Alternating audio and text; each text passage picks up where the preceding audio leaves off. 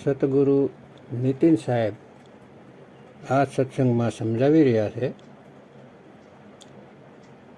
કહે છે કે કનફુક કા ગુરુ હદ કા, બેહદ કા ગુરુ और जब बेहद का गुरु मिले तब मिले ठिकाना ठोर. જેટલા પણ ગુરુ કાનમાં ફૂંક મારે છે તે બધા અધૂરા ગુરુ છે.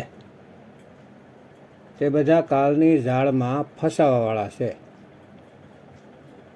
તે જીવને ભરમાવે છે અને કહેશે કે તમારી આત્માને મેં તાકાત આપી દીધી છે.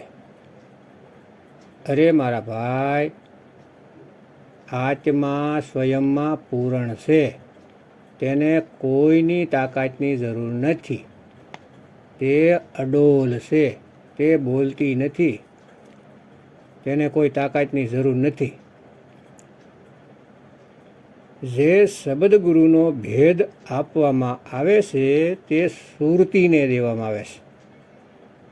પરંતુ તમારા દિમાગમાં આ ચીજ નહીં જઈ શકે, કેમ કે તમે લોકો ફક્ત ને ફક્ત આ દુનિયાને ભરમાવવા માટે અને મોટા મોટા આશ્રમ બનાવવા માટે આ દુનિયામાં આવ્યા છો.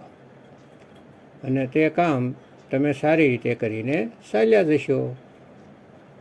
પરંતુ જીવ જ્ઞાનને સમજીને હંમેશા માટે પોતાના નિજ સ્વરૂપને પ્રાપ્ત થઈ જશે એવી માલિકને અરદાસ કરું છું. તો કબીર સાહેબની વાણી છે. ગોરખનાથજી સાથે કબીર સાહેબની વાર્તા થઈ હતી ત્યારની છે. ગોરખનાથજીએ કબીરને પૂછ્યું કે કબ સે ભયે વૈરાગી કબીરજી, કબ સે ભયે વૈરાગી. તો કબીર સાહેબ બોલ્યા કે નાથજી, જબ સે ભયે વૈરાગી मेरी आदि अंत सुध लागी. धुधुकार आदि को मेला नहीं, गुरु नहीं था सेला. जबका तो दम, जबका तो हम योग उपासा, तबका फिरू अकेला.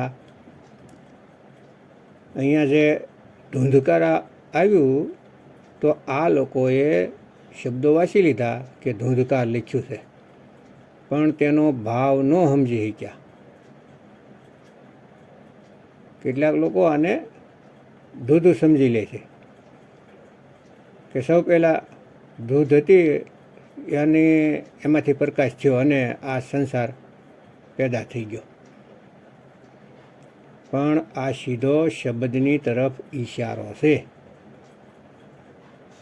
ધૂંધુકારા એટલે શબ્દની તરફ ઈશારો છે, પણ તે સાર શબ્દને લખી નથી શકતા. એટલે બીજા નામ જેમ કે બાંસુરી, મધુરવાણી એવું કહીને આપણે કહીએ છીએ, શબ્દગુરુનું નામ આપીને તે અવાજ તરફ ઈશારો કરવામાં આવે છે. એ ધૂનની તરફ ઈશારો કરવામાં આવે છે. એટલે અહીં ધૂંધકારા લખેલું છે. પરંતુ આ જે પંથ છે તેનો ગ્રંથ વાંચ્યો તેમાં એ લોકો કહી રહ્યા છે કે તત્વોના ટકરાવ વગર અવાજ નથી થતો. એટલે કે કોઈ કહે કે શબ્દ ધૂન છે તો કહેશે કે નહીં, કોઈ શબ્દ ટકરાયા વગર થતી નથી. આ લોકો સાઉન્ડલેસ સાઉન્ડની વાત કરે છે. એટલે કે એવી અવાજ જેમાં કોઈ અવાજ નહીં. અરે હેરાની થાય છે. તો એ તો બતાવો ખરા કે કેવી હોય છે. જો સાઉન્ડલેસ છે તો સાઉન્ડ કેમ થઈ ગઈ, એટલું પણ ન સમજી શક્યા આ લોકો. જેમ કે કોઈ કહે કે વોટરલેસ વોટર, એટલે કે પાણીની વગર મને પાણી પીવડાવી દો. અરે ભાઈ, એ કેવું પાણી કે પાણી વગર પાણી? હદ કરી દીધી આ લોકોએ. સાહેબ કહે છે જ્યાં અનહદ નાદ છે, જ્યાં તત્વોની ધૂન છે, તે તત્વોના ટકરાવાથી જ થાય છે. પરંતુ આત્મિક ધૂન છે, આત્માની નાદ છે, તે નિતત્વનાદ છે. અને તેને ધૂંધુકારા બોલ્યા છે. જ્યારે 5 તત્વો નહોતા ત્યારે પણ તે ધૂન હતી. તે ધૂનને જે જાણે છે તે ગુરુ તમારા સતગુરુ છે. નહીતર બધાય એવી આશામાં લગાવી દેશે કે અંત સમયમાં ધૂધું કરતા નામ આવશે, ધૂધું કરતો શબ્દ આવશે. અરે તે શબ્દ ધૂધું કરતા આવશે તો તમે જે કાનમાં આપી દીધું તે શું છે? તે શબ્દ નથી જે કાનમાં આપી દીધો તે શું છે? એટલો પણ વિવેક નથી લગાવી રહ્યા જીવ, અને પોતે કાલદૂતોને સપોર્ટ કરી બેઠા છે. કોઈ પૂછવાવાળું નથી કે બધી જ અવાજ ટકરાવાથી થાય છે તો ધૂધું ટકરાયા વગર કઈ રીતે થાય છે? ગાડરિયા પરવાની જેમ બધા એકની પાછળ એક ખાડામાં પડતા જઈ રહ્યા છે, પણ કોઈ નથી સમજી રહ્યું કે આપણું નુકસાન થઈ રહ્યું છે. વિવેક લગાવવા તૈયાર જ નથી. કોઈ વિવેકની વાત કરે તો દુશ્મની કરી લે, તેને ગાળ્યો દેવા તૈયાર થઈ જાય છે. પણ વિવેક લગાવવા કોઈ તૈયાર નથી થતા, કેમ કે હજી પોતાના જીવનની કિંમત નથી સમજી શકતા. જ્યારે જીવનની કિંમતની ખબર પડી જાય ત્યારે આ લોકો પોતાના જ ગુરુની સામે ઊભા થઈ જાય, કેમ કે તેને ખબર પડી જાય છે કે આ ગુરુ બેડા પાર કરવા નહીં પણ બેડો ગરક કરવા આવ્યા છે. પણ તે ત્યારે જ થશે જો વિવેક જાગશે પરમાત્માની દયાથી. તો સાહેબ કહે છે કે ધૂંધકાર આદિ કા મેલા નહીં થા नहीं गुरु नहीं था शेला, जब का तो हम योग उपासा तब का फिरू अकेला, धरती नहीं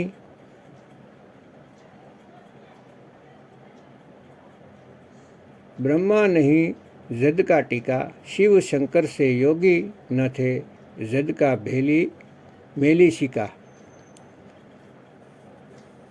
द्वापर का हम करी फावड़ी त्रेता को हम डंडा, सतयुग में फिरी दुहाई कलयुग फिरो नव खंडा, गुरु के वसन साधु के संगत अजर अमर घर पाया, कहे कबीर सुनो ते गोरख मैं सबको तत्व लखाया. સાહેબ કહે છે કે તે હું જ છું જે બધાને આત્મ તત્વનો લખાવ કરવા દુનિયામાં આવું છું.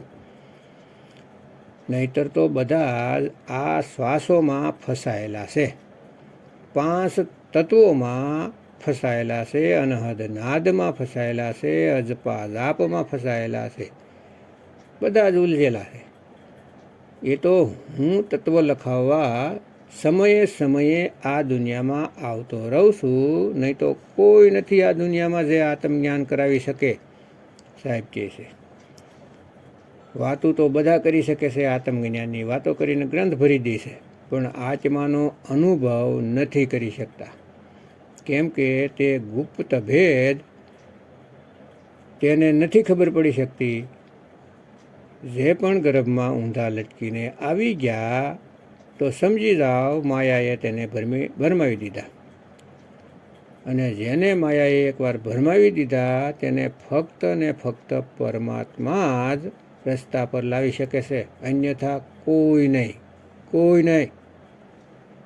ભક્તો, અહીંયા બીજી વાણી છે ગરીબદાસજી મહારાજની, જેમાં સૃષ્ટિ રચનાનું પ્રમાણ દીધું છે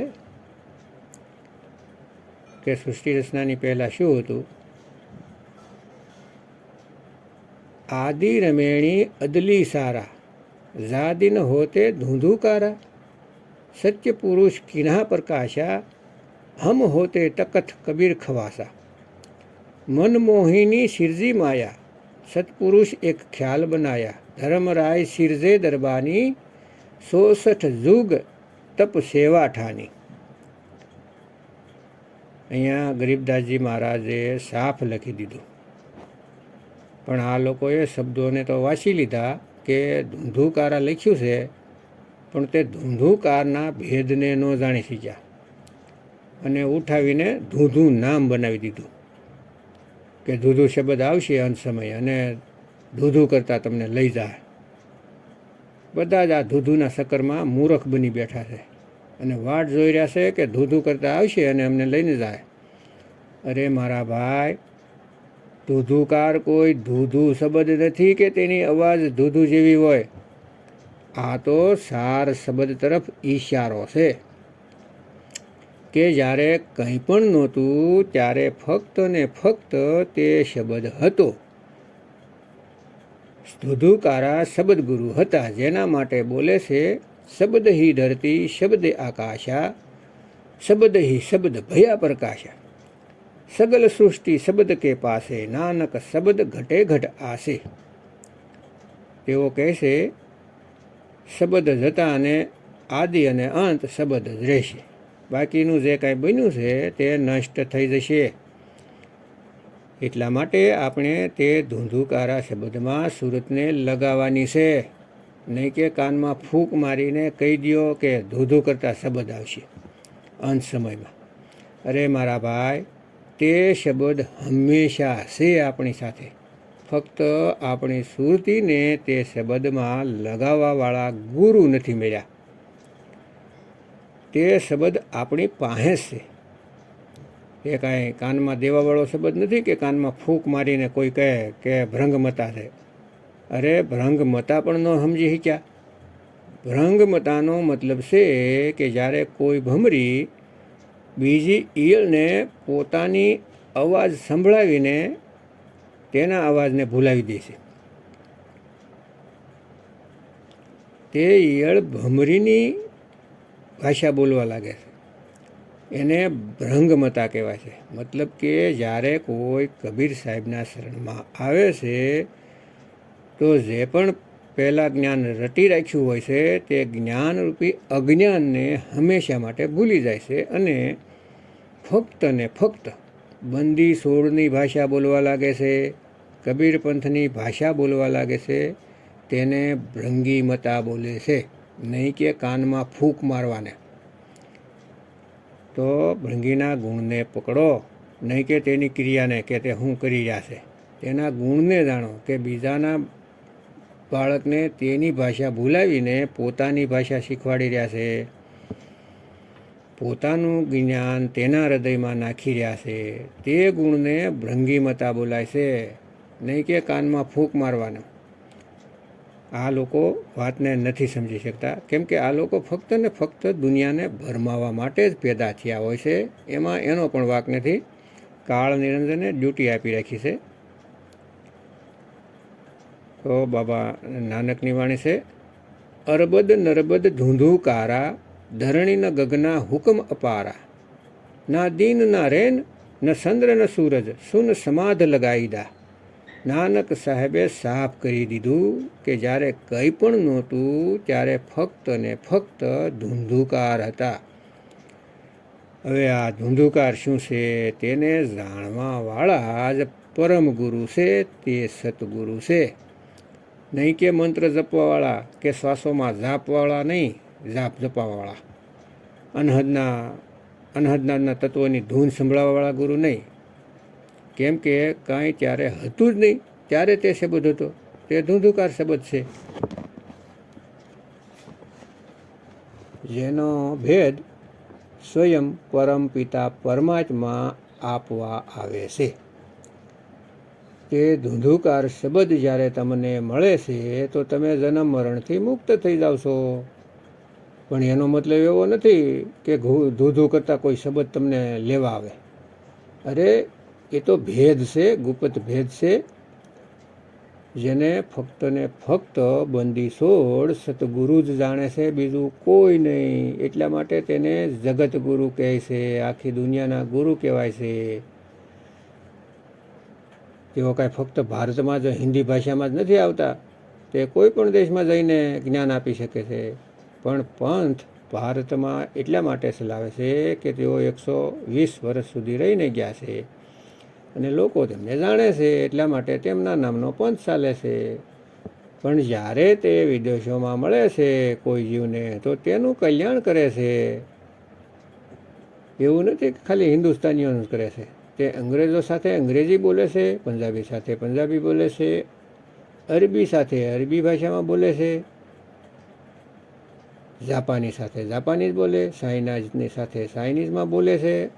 કોઈ ભાષા તેમનાથી જુદી નથી, કેમ કે તેઓ સ્વયં કહે છે હમ હે શબ્દ, શબ્દ હમ માહી, ઓર હમ સે ભિન્ન ઓર કશું નહીં. જેટલા પણ શબ્દો નીકળી રહ્યા છે તે મારાથી જ પ્રગટ થાય છે, આત્મદેવથી જ પ્રગટ થાય છે. અને તેઓ તો પરમાત્મા છે, તેમના માટે ભણવાની જરૂર નથી. તેઓ અહીં આવીને ક્યારેય પણ સ્કૂલ નથી ગયા, ક્યારેય કલમ કાગળને પકડી નથી, તો પણ આટલી બધી વાણી બોલીને ગયા, જેની એક વાણી ઉપર અત્યારે બનારસમાં PhD કરી રહ્યા છે. તો ભક્તો, તે બંદી છોડ છે, પરમપિતા પરમાત્મા છે. દેહને સાઈડમાં કરી દો, વિદેહ રૂપને જાણો. તે ઘટ ઘટમાં રહેવાવાળા રામ છે. તેની સિવાય કોઈ નથી જે આ બંધનથી છોડાવી શકે. અને એવા દેહી ગુરુ હજારો મળશે, જેઓ પોતાને વિદેહી ગુરુનો ઝાંસો આપીને પોતાના શિષ્ય બનાવશે. તેમને પૂછો કે વિદેહીનો મતલબ શું હોય છે? વિદેહીનો મતલબ છે ચાર દાગથી ન્યારા. ચાર દાગ છે સતગુરુ ન્યારા, અજરો અમર શરીર. કોઈ ગાડે કોઈ અગન જલાવે, ઢૂંઢ ન પાયા શરીર. જપો રે મન કેવલ નામ કબીર. ચાર દાગથી ન્યારા હોવું વિદેહી છે. તો પ્રથમ દાગ જન્મનો, તે ગુરુ ગર્ભથી ન આવતા હોવા જોઈએ. અને કોઈ ગુરુ ગર્ભથી આવ્યા છે તો તે ચાર દાગથી ન્યારા નથી. જે ગર્ભથી આવેલા ગુરુ પરમાત્મા નથી હોતા, કેમ કે સાહેબ સબકા બાપ है, बेटा किसी का नहीं, और गर्भ से पैदा हुआ સો તો સાહેબ નહીં. અલગ અલગ પંથોના લોકો પોતાના ગુરુને પરમાત્મા ઘોષિત કરવામાં લાગેલા રહે છે. અરે કબીર સાહેબને પણ તેના શિષ્ય બનાવવામાં તેને શરમ નથી આવતી. કહે છે કે કબીર સાહેબે અમારા ગુરુ પાસેથી જ્ઞાન લીધું. અરે જૂઠી કહાનીઓના ગ્રંથ ભરેલા પડેલા છે. પણ સાહેબ કહે છે, જે ગર્ભથી પેદા થઈ ગયો તો પછી તેના મા બાપ થઈ ગયા દુનિયામાં. તો પછી પરમાત્માના પણ કોઈ મા બાપ થઈ ગયા, પરમાત્માથી પણ મોટા થઈ ગયા, જેના થકી પરમાત્મા આ દુનિયામાં આવ્યા. તો નહીં ભાઈ, સાહેબ સબકા બાપ હે, બેટા કિસી કા નહીં. કોઈ પણ સંતની સાથે તેના પિતાનું નામ જોડાયું તો તે દેહી ગુરુ છે, વિદેહી ગુરુ નથી. તો પહેલો દાગ જન્મવું અને બીજો દાગ ભોજન કરવું. જે ભોજન કરે છે, આ શરીરને પાળે છે, તે વિદેહી ગુરુ નથી. કબીર સાહેબ માટે સંતો કહે છે, પાણી સે પેદા નહીં, શ્વાસા નહીં શરીર, અન્ન આહાર કરતા નહીં, વાકો નામ કબીર. તેઓ ક્યારેય પણ કાંઈ ખાતા પીતા નથી, તેને જરૂરત જ નથી, કેમ કે તેઓ ત્રણ લોક દ્વારા નથી પેદા થતા. કે માટી દ્વારા પેદા થઈને માટી ખાઈને શરીર વધારવું છે, એ તો આપણે લઈને ફરીએ છીએ. તેઓ તો વિદેહી છે. વિદેહી શ્વાસો વગર, અંજળ વગર કોઈ પણ પ્રકારના ભોગ નથી કરતા. તે વિદેહી પુરુષ છે. ત્રીજો દાગ છે લગ્નનો. તેઓ કોઈની સાથે શાદી વિવાહ નથી કરતા, કેમ કે બધા જ તેમના બાળકો છે. તો કોઈ પોતાના બાળક સાથે ભોગ કરે, વાતને સમજો. તે પરમપિતા પરમાત્મા કોઈની સાથે ભોગ નથી કરતા. અને ચોથો દાગ છે મૃત્યુ. તેને કોઈ મારી નથી શકતું, કે નથી મરીને આ દુનિયામાંથી જાતા, કે તેની લાશ પડેલી હોય ને લોકો એને ખેંચી રહ્યા હોય, ઢવળી રહ્યા હોય. નહીં, તેઓ જેવા આવે છે તેવા જ જાય છે. શરીર તો માત્ર ઇન્દ્રધનુષની જેમ હોય છે, જે દેખાય છે પણ હોતું નથી. ફક્ત આપણને દેખાડાય છે કે હું શું, પણ હોતા નથી. બસ આને જ સમજી લેવાનું છે. કબીર સાહેબને 52 વખત મારવામાં આવ્યા, પણ કોઈ મારી ન શીખ્યું. ખૂબ કોશિશ કરી. ગુરુ ગ્રંથ સાહેબમાં પ્રમાણ છે, અંગ નંબર 1162માં સાફ લખેલું છે. તો તે સ્વયં પરમાત્મા છે. તે કોઈને નથી બતાવતા કે હું પરમાત્મા છું. આપણને સમજાવવા માટે આવે છે. આપણા નિજ સ્વરૂપને જ્ઞાન કરાવવા માટે આવે છે. તો ભક્તો, વિવેક જગાવો, સતગુરુ નીતિન સાહેબના સત્સંગ સાંભળો, આ જીવનની કિંમતને સમજો અને જીવનને સફળ કરો. જય ગુરુ નીતિન સાહેબ, જય ગુરુ વૈરાગ સાહેબ, જય ગુરુ મદનપતિ સાહેબ, જય જય મુક્તિના દાતા કબીર સાહેબની જય.